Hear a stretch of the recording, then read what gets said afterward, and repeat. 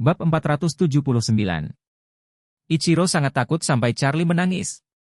Ia sendiri bukanlah orang mati, melainkan seorang tuan muda yang kaya, yang berpikir dalam hatinya untuk memenangkan kemuliaan bagi keluarga, yang juga didasarkan pada apa yang dapat ia nikmati. Sekarang dia ditangkap oleh Charlie dan terjebak di kandang. Dia mungkin setiap saat menjelma makanan lezat di mulut anjing jahat yang tak terhitung jumlahnya. Pada saat ini, dia secara alami takut dan menyesal. Jadi dia menangis dan berkata kepada Charlie, Wade, saya mohon, beritahu saya nomornya, tidak peduli berapa banyak uang, saya bersedia membayar Anda. Jika tidak, saya akan menelepon ayah saya dan membiarkan dia memberitahu kru, pesawat berbalik langsung kembali ke Auros Hill dan mengembalikan obat kepada Anda secara utuh, menurut Anda tidak apa-apa? Charlie berkata, kau tidak terlalu menggertakku, kau memperlakukanku seolah-olah aku tidak tahu? Banyak perusahaan sekarang memiliki peralatan analisis komponen yang sangat canggih. Saat Anda memasukkan barang ke dalam peralatan, Anda dapat menganalisis semua komponen dalam beberapa menit. Kobayashi Pharmaceutical sendiri adalah perusahaan farmasi besar. Pasti ada instrumen seperti itu, kan? Ichiro mengangguk seperti menumbuk bawang putih, dan menangis dan berkata, ada yang asli. Tapi kali ini aku tidak membawanya ketika aku datang ke Cina. Jadi Anda dapat yakin, selama obat ajaib tidak dikirim ke laboratorium kami di Kobayashi Pharmaceutical, kami tidak bisa mengetahui bahan-bahannya. Charlie mencibir dan berkata, apakah menurutmu aku akan percaya jika kamu mengatakannya? Mungkin Anda memiliki alat semacam ini di pesawat Anda. Mungkin Anda sekarang telah mendapatkan daftar semua ramuan obat ajaib. Mungkin Anda telah mengorek sedikit dari obat ajaib itu. Bubuk ini cukup bagi Anda untuk kembali dan mempelajari bahan-bahannya. Ichiro menangis dan berkata, Tuan Wade, saya akan menggunakan kepribadian saya untuk menjamin Anda. Charlie langsung menamparnya, dan mengutuk, kamu adalah perampok dan pencuri, dan kamu menyebutkan kepribadianmu denganku? Ichiro tiba-tiba tidak berkata apa-apa. Charlie benar. Dia memang seorang perampok dan pencuri. Berbicara tentang kepribadian saat ini benar-benar sedikit humor hitam.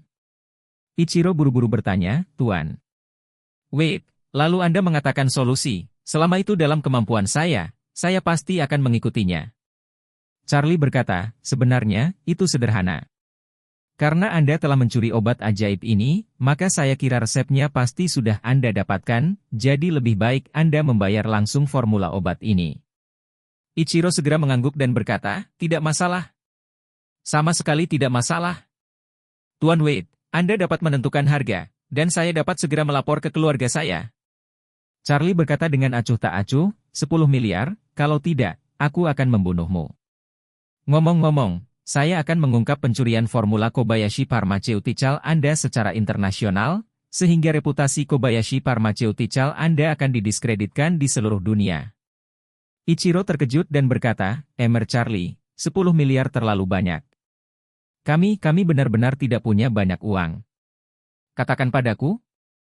Charlie berkata dengan dingin, saya sudah menyelidiki Kobayashi Pharmaceutical Anda, dan manfaat Kobayashi Pharmaceutical Anda masih sangat bagus, dengan laba bersih 2 miliar setahun, ditambah beberapa waktu lalu Anda baru saja meminjam sejumlah besar uang dari bank untuk berinvestasi dalam pembangunan basis produksi terbesar di Asia di Osaka, Jepang.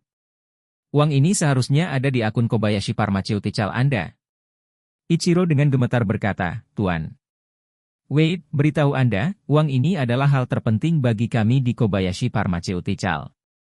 Itu sepenuhnya dikendalikan oleh ayah saya. Saya tidak bertanggung jawab. Charlie mengangguk dan berkata, kalau begitu telepon ayahmu dan beritahu dia.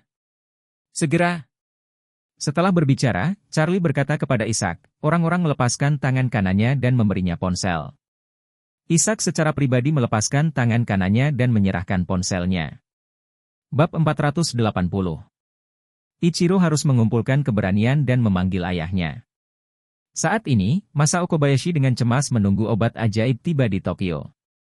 Dia sendiri sangat tidak sabar, jadi dia meminta keluarganya memasukkannya ke ambulans dan mengirimnya langsung ke bandara untuk menunggu. Keluarga Kobayashi memiliki pemandangan yang menarik di Tokyo, dan jet pribadi mereka memiliki hanggar independen di Bandara Tokyo. Ada juga lounge yang sangat mewah di hanggar ini, yang dimiliki oleh keluarga Kobayashi. Oleh karena itu, Masao Kobayashi membawa putra keduanya, Jiro, di sini, menunggu obat ajaib itu mendarat. Tiba-tiba menerima telepon dari Ichiro, Masao Kobayashi buru-buru bertanya, "Ichiro, saya dengar kamu tidak naik pesawat saat pesawat lepas landas. Di mana kamu sekarang?" Ichiro buru-buru berkata, "Ayah, saya ditinggalkan oleh keluarga Wei dari East Cliff. Dia menuduh kami mencuri obat dan resep magis. Sekarang dia ingin kita membeli paten untuk resep dengan 10 miliar. Jika tidak, saya akan diminta untuk memberikan hidup saya dan dia akan mengungkap pencurian resep dari Kobayashi Pharmaceutical." "Apa?" Masao Kobayashi berseru dengan keras, "Bestar? Kenapa kamu begitu ceroboh dalam urusanmu?" Ichiro berteriak, "Ayah, aku sudah sangat berhati-hati, tapi aku masih tidak tahu mengapa aku ditemukan oleh mereka, tapi sekarang kamu harus menyelamatkanku, jika tidak, aku akan mati." Masao Kobayashi berkata dengan dingin, 10 miliar hanyalah fantasi. Saya tidak akan pernah setuju untuk itu. Jika mereka dapat menyetujui 1 miliar, saya dapat menerimanya. Charlie mendengarkan terjemahan Ishak. Mendengar ini, dia mencibir dan berkata, "Emer Masao Kobayashi, dengan segala hormat, obat ajaib yang kamu curi adalah obat ajaib dengan kemampuan perbaikan yang kuat untuk mengatasi luka kamu sendiri, posisi tinggi. Paraplegia bisa disembuhkan, belum lagi penyakit sejenis lainnya. Jika obat ini dipasarkan, setidaknya akan menghasilkan 10 miliar setahun. Ini tawaran yang murah, mengerti?" Masao Kobayashi mendengus dan berkata, "Bagaimana saya tahu apakah obat ini seiman seperti yang Anda katakan?" Charlie berkata, "Sederhana, dalam lebih dari 1 jam, obat ajaib kita akan mendarat di Tokyo. Saya mendengar bahwa Anda juga lumpuh di tempat tidur. Pada saat itu, Anda dapat meminum obat ajaib kami dan Anda akan dapat pulih paling lama 10 menit. Ketika Anda secara pribadi mengalami efek obat, bayar uangnya, jika tidak, saya akan segera mengekspos obat anak Anda yang mencuri kepada dunia, sehingga reputasi Kobayashi Pharmaceutical Anda akan didiskreditkan." Setelah berbicara, Charlie berkata lagi, "Oh, ya, putramu pasti akan mati saat itu." Masao Kobayashi juga sedikit gugup saat ini. Bukti bahwa anaknya tertangkap dan obatnya diminum orang lain, jika ia menolak bekerja sama, sekali terekspos, Kobayashi Pharmaceutical memang akan ditolak oleh dunia.